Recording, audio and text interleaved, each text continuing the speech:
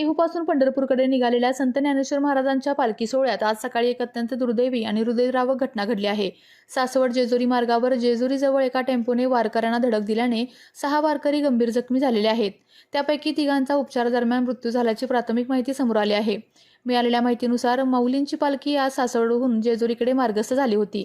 जेजुरीत पालखीचे स्वागत आणि सजावटीसाठी आलेला एक टेम्पो वारकऱ्यांच्या गर्दीत शिरला आणि त्याने वारकऱ्यांना जोरदार धडक दिली।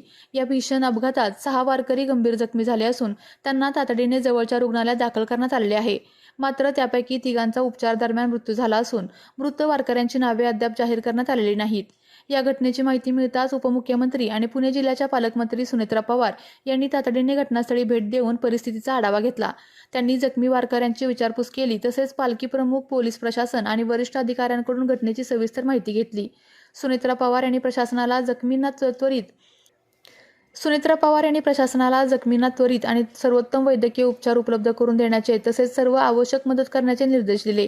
त्यानंतर त्यांनी रुग्णालयात जाऊन जखमी वारकरी आणि त्यांच्या नातेवाईकांची भेट घेतली आणि त्यांना धीर दिला। राज्य सरकार मृत आणि जखमी वारकऱ्यांच्या कुटुंबियांच्या पाठीशी ठामपणे उभे राहील असे आश्वासन देखील दिलेले आहे। या दुर्दैवी घटनेमुळे वारकरी संप्रदायात शोककळा पसरली असून प्रशासनाकडून पुढील तपास सुरू आहे।